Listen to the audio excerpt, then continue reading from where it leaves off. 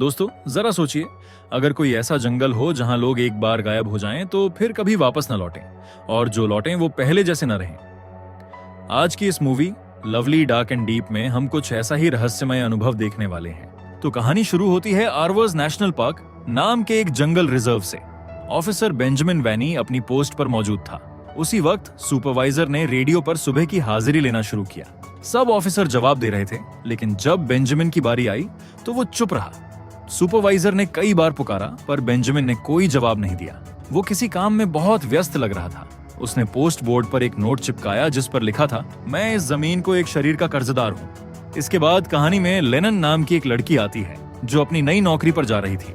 वो अब एक फॉरेस्ट ऑफिसर बनने वाली थी।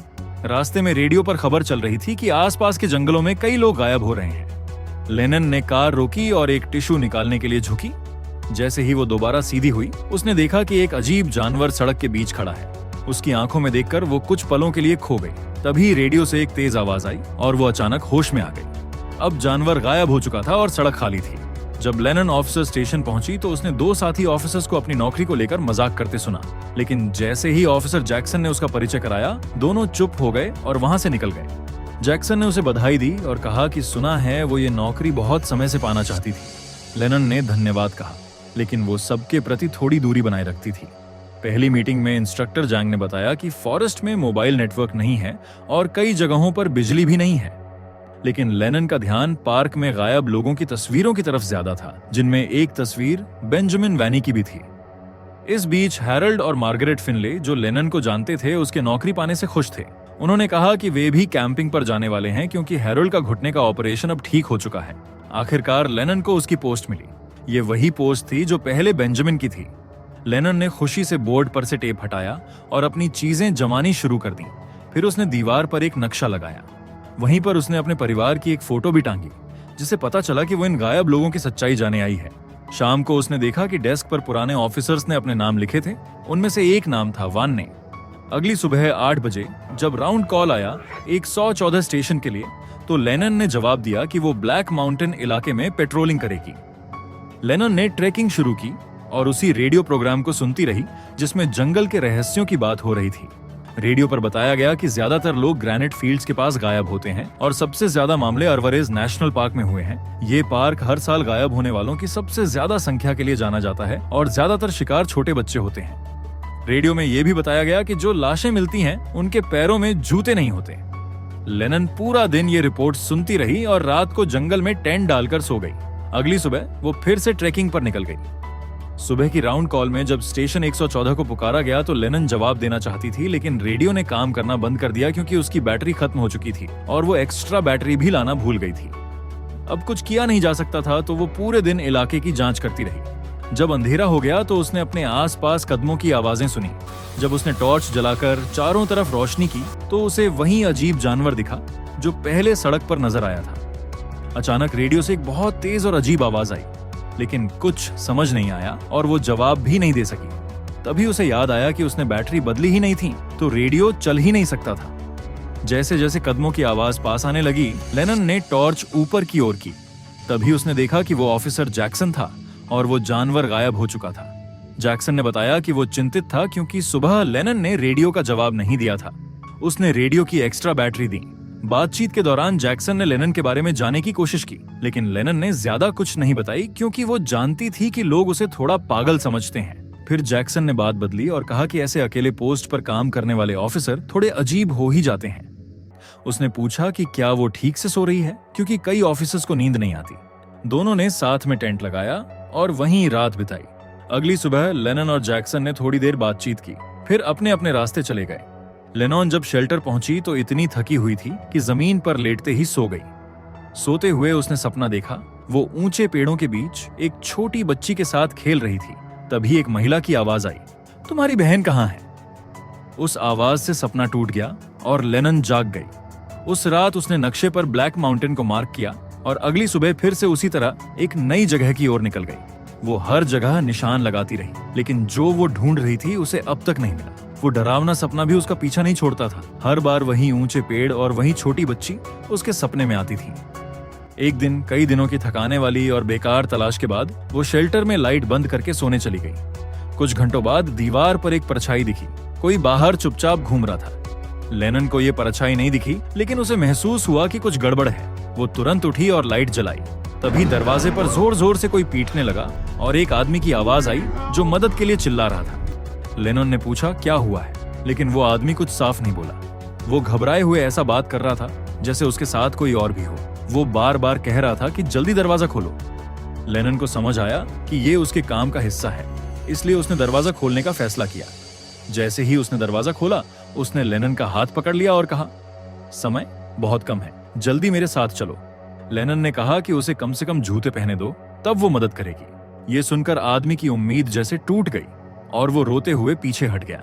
लेनन उसकी हालत देखकर परेशान हो गई और बिना जूते पहने उसके पीछे भागी। उसने कंट्रोल रूम को भी बताया कि एक इमरजेंसी आई है। थोड़ी देर बाद उस आदमी की चीख सुनाई दी। वो सारा नाम लेकर चिल्ला रहा था। लेनन आवाज की तरफ दौड़ी और उसे जंगल में ढूंढ निकाला। वो रोते हुए बोला कि उसकी दोस्त यहीं थी, लेकिन अब कहीं नहीं मिल रही। अगली सुबह रेस्क्यू टीम वहां आ गई। जैंग ने बताया कि उस गायब लड़की का नाम सारा ग्रीनबर्ग है। टीम को हिस्सों में बांटकर सर्च शुरू हुई, लेकिन जैक्सन ने लेनन को सर्च में शामिल नहीं होने दिया। उसने कहा कि अगर सारा खुद वापस आए तो शेल्टर में किसी का रहना जरूरी है। लेनन ने कहा कि अगर सारा पास होती तो हेलीकॉप्टर देखकर जरूर बाहर आती, लेकिन जैक्सन ने उसकी एक न सुनी। थोड़ी देर बाद लेनन ने जैक्सन की बात न मानने का फैसला किया। उसने पोस्ट बोर्ड पर वही चेतावनी वाला नोट फिर चिपकाया और सारा के लिए एक संदेश भी छोड़ दिया। तलाश के दौरान लेनन को अपनी बचपन की याद आ गई, जब उसकी बहन जेनी जंगल में खो गई थी और कभी नहीं मिली। हालत इतनी मिलती जुलती थी कि एक बार वो गलती से सारा की जगह अपनी बहन का नाम लेकर जेनी चिल्ला उठी। दिन भर की तलाश के बाद उसे जमीन पर एक गिरी हुई खून से सनी कपड़े की टुकड़ी मिली। कुछ मीटर आगे एक लड़की पेड़ों के बीच खड़ी थी, पीठ किए हुए, हाथ सामने फैलाए। लेनन धीरे धीरे उसके पास गई और पहचाना कि वो सारा थी। वो बुरी हालत में थी, जख्मी और बहुत घबराई हुई। सारा नीचे देख रही थी और कुछ बड़बड़ा रही थी, लेकिन जब उसने अपना नाम सुना तो थोड़ी होश में आई और पूछा, क्या तुम सच में इंसान हो? हालांकि लेनन ने सारा को ढूंढ लिया था, फिर भी उसने जैक्सन के आदेश न मानने की सजा पाई। जैंग ने उसे नौकरी से निकाल दिया और कहा कि अब वो हफ्ते के अंत तक अपने पोस्ट पर ही रहे, जब तक हेलीकॉप्टर उसे लेने नहीं आता। लेनन को यह फैसला मंजूर करना पड़ा। अब जब उसकी नौकरी जा ही चुकी थी तो उसने ठान लिया कि वो फिर से जंगल में जाएगी, लेकिन इस बार वो नक्शे के बाकी हिस्सों में जाने के बजाय उसी रास्ते पर लौट गई जहां उसने सारा को ढूंढा था। उसने हर चट्टान को ध्यान से देखा, लेकिन उसे वहां कुछ नहीं मिला। रात को अचानक रेडियो से अजीब आवाजें आने लगीं। लेनन को लगा रेडियो खराब है, इसलिए उसने उसे बंद कर दिया। नींद नहीं आने पर वो टॉर्च लेकर टेंट से बाहर निकली। कुछ ही दूर पत्तों के बीच कुछ तेजी से हिलता दिखा। उसने पास जाकर पूछा, वहां कौन है? लेकिन कोई जवाब नहीं आया। टॉर्च की रोशनी में उसे पास ही तेज सांसों की आवाज सुनाई दी। अचानक उसे एक आदमी जैसा कुछ झाड़ियों में रेंगता दिखा, जो टेंट के पीछे छुप गया। लेनन ने खुद को फॉरेस्ट ऑफिसर बताते हुए कहा कि अगर कोई परेशानी है तो वो मदद कर सकती है, लेकिन जब वो टेंट के पीछे पहुंची वहां कोई नहीं था। अब सांसों की आवाजें और पत्तों की सरसराहट मिलकर डरावनी लगने लगी। लेनन डर गई और टेंट के अंदर लौट गई। तभी एक बड़ी सी परछाई टेंट के पास आई और लंबी उंगलियां टेंट की ओर बढ़ने लगी। लेनन ने जल्दी से अपनी बंदूक निकाली और चेतावनी दी कि वो हथियार बंद है। वो चीज थोड़ी देर वहीं रुकी, फिर चली गई। तभी जैक्सन ने रेडियो पर उसे पुकारा और बताया कि कोई व्यक्ति पास में खो गया है और उसे मदद की जरूरत है। लेनन ने जवाब दिया कि वो व्यक्ति तो अभी उसके पास से ही गुजरा है। रेडियो से फिर अजीब आवाजें आने लगी, कभी जैक्सन की आवाज, कभी अजीब शोर। फिर भी लेनन उसकी बातों पर भरोसा करके उसे ढूंढने निकल पड़ी। चलते चलते वो अचानक एक झील के किनारे पहुंच गई, जो पार्क के एकदम दूसरी तरफ था। उसे समझ नहीं आया कि वो वहां कैसे पहुंची। जब उसने जैक्सन को बताया तो उसकी बातों से वो और उलझ गई। जैक्सन ने कहा कि वो बिल्कुल वहीं है जहां उसे होना चाहिए, और फिर उसने फॉरेस्ट ऑफिसर्स का नियम दोहराया, कुछ पीछे मत छोड़ो, कुछ साथ मत ले जाओ और किसी चीज की मौत का कारण मत बनो। फिर उसे याद आया कि उसने तो रेडियो बंद कर दिया था। लेनन कांप उठी। वो जल्दी जल्दी टेंट की ओर लौटने लगी, लेकिन तभी रेडियो पर उसकी बहन जेनी की आवाज सुनाई दी और वो डर के मारे गिर पड़ी। एक और पुराने सपने के बाद लेनन की नींद खुली। वो थोड़ी घबराई हुई थी और देखा कि वो अब भी उसी झील के पास थी। रेडियो से जैक्सन की आवाज फिर से ऑफिसर्स का नियम दोहराने लगी और उसने लेनन पर इल्जाम लगाया कि उसने जंगल से कुछ चुराया है। उसे ये पता नहीं चला कि उसके पीछे पेड़ से कोई नीचे उतर रहा है, लेकिन जब उसने एक आवाज सुनी तो वो उस ओर गई और पेड़ के तने पर खून देखा। तभी सारा की वही हालत में झलक दिखाई दी जैसी वो पहले मिली थी। उसने फिर पूछा, क्या तुम सच में इंसान हो? लेनन डर और दुख से टूट गई। और जमीन पर बैठकर अपना चेहरा हाथों से ढक लिया।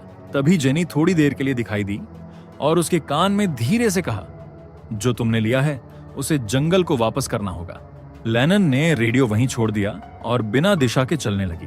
तभी उसे एक कपल की बातों की आवाज आई और उसने राहत की सांस ली जब देखा कि वो फिनले फैमिली है जो कैंपिंग कर रही है। लेकिन उसकी उम्मीद टूट गई जब उसे पता चला कि वे उसे देख या सुन नहीं सकते थे। इसके बाद लेनन की एक हमशक्ल सामने आई और मार्गरेट पर गोली चला दी।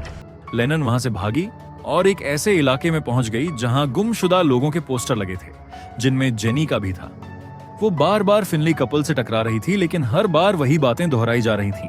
आखिर में उसे समझ आया कि जंगल एक बलिदान मांग रहा है, क्योंकि उसने सैरा को बचाकर जंगल से कुछ छीन लिया था। तो उसने मार्गरेट पर बंदूक तान दी, लेकिन वो गोली नहीं चला सकी और फिनली कपल्स को जाने दिया। तभी रेडियो फिर से आया और उसमें मे फिर से जैक्सन की आवाज आई। उसने कहा कि अगर लेनन ने जो लिया है उसे वापस नहीं किया तो वो खुद सारा की जगह ले लेगी और कभी घर नहीं लौट पाएगी। लेनन ने जवाब दिया कि वो यही मंजूर करती है। रेडियो चुप हो गया। लेनन झील के पास वापस गई और वहां रेत में दबा एक नक्शा मिला जिस पर अजीब निर्देश थे। उसने उन निर्देशों को माना और अपने पुराने पोस्ट पर पहुंच गई जहां उसे जेनी का जूता मिला। उसने वो जूता अपनी कमर पर टांग लिया और दरवाजे से अंदर गई, जहां वो अचानक अपने बचपन के घर में पहुंच गई। वहां उसने जेनी के गायब होने वाले दिन को फिर से महसूस किया, जब वे दोनों खेल रहे थे और लेनन ने अपनी बहन को खो दिया था। फिर उसने एक पुराना रेडियो देखा जिसमें जैंग और जैक्सन की उस दिन की बातचीत सुनाई थी। जैंग ने जेनी को ढूंढ लिया था, लेकिन उसने जैक्सन से कहा कि लड़की खोई नहीं थी बल्कि जंगल ने उसे ले लिया था। जैसे जैसे वो घर के और कमरों में गई, घर का रूप बदलने लगा, जिसे उसे एक खास रास्ते पर चलना पड़ा और कई डरावने मंजरों का सामना करना पड़ा, जैसे उसकी माँ का दूहक, जानवर का मारा हुआ शरीर और उसके पिता का आत्महत्या करना। जब घर की लाइट चली गई और एक डरावनी परछाई सामने आई, तब जेनी की आवाज आई जो लेनन को उनके कमरे की ओर ले गई, जो अब पानी से भरा हुआ था। लेनन ने माफी मांगी और कहा कि उसने जेनी को कभी ढूंढना बंद नहीं किया, लेकिन जेनी ने कहा कि यह उसकी गलती नहीं थी। अचानक जेनी गायब हो गई और लेनन उस कमरे से बाहर निकली। तभी उसे सामने वैनी दिखाई दिया जो चिल्ला रहा था, लेकिन वो भी एक झलक में गायब हो गया। फिर अचानक जैंग उसके सामने आ गई। लेनन को समझ में आ गया कि ये कोई सपना नहीं था और उसने पूछा कि क्या वो असली इंसान है। भावुक होकर जैंग ने कहा हाँ। फिर उसने लेनन को सच्चाई बताई। उसने कहा कि कई फॉरेस्ट ऑफिसर्स को पता होता है कि जंगल कुछ लोगों को ले लेता है और कोई कुछ नहीं कर सकता। जो चीज जहां हो उसे वहीं रहना चाहिए। जैंग ने कहा कि उसे अफसोस है कि वो जेनी को नहीं बचा पाई। उसने बताया कि उसने सालों में कई लोगों को खो दिया है, लेकिन अब वो थक चुकी है और चाहती है कि लेनन के साथ ऐसा ना हो। उसने कहा कि वो खुद लेनन की जगह ले लेगी, क्योंकि लेनन एक अच्छा फॉरेस्ट ऑफिसर बनेगी। तभी कई हाथों ने लेनन को पकड़ा और नीचे खींच लिया। वो अचानक झील के बीच में आ गई। उसे किनारे पर जेनी दिखी, लेकिन असल में वो जैक्सन था। जैक्सन ने उसे पानी से निकाला और रेडियो पर मदद के लिए पुकारा। उसने कहा रेंजर स्टेशन 114 खो गई थी। लेनन ने उसे पूछा कि उसे कैसे पता चला कि वो बस खोई थी, जंगल ने उसे नहीं लिया था। उसने कोई जवाब नहीं दिया, लेकिन वो सवाल सुनकर हैरान नहीं हुआ। तब लेनन समझ गई कि जैंग ने उसे सब सच बता दिया था। अगली गर्मियों में लेनन फिर पार्क में वापस आ गई। अब जैक्सन इंस्ट्रक्शन मीटिंग्स लेता था, क्योंकि जैंग अब गायब थी। उसने सैरा की जगह ले ली थी ताकि लेनन को जंगल न ले जाए। लेनन अब भी स्टेशन 114 पर थी। उसने पहले की तरह अपना सामान सजाया और वहीं पुराना नक्शा टांग दिया, जिसमें अब जेनी और सैरा दोनों के पोस्टर लगे थे। रात में उसने अपनी डेस्क पर एक निशान बनाया और तय कर लिया कि अब ये पोस्ट हमेशा के लिए उसकी है। कुछ समय बाद वो जंगल में कैंप कर रही थी। तभी जैक्सन ने रेडियो पर बताया कि एक लड़का झील के पास खो गया है। लेनन वहीं पास थी। उसने जवाब दिया कि वो मदद करेगी। बेस पर उस लड़के की जानकारी बांटी गई। उसका नाम था जेम्स मूअर। लेनन को एक इलाका मिला जहां वो उसे ढूंढने गई थी। कुछ देर बाद उसने देखा कि कोई पीठ घुमाकर खड़ा है और कुछ बड़बड़ा रहा है। जब वो मुड़ा तो लेनन ने उसकी शक्ल पहचान ली। वो जेम्स था। लेनन ने रेडियो उठाया और कहने वाली थी कि लड़का मिल गया, लेकिन तभी उसने पूछा, क्या आप असली इंसान हैं? लेनन समझ गई कि वो भी जंगल द्वारा चुना गया है, जैसे जेनी और सैरा।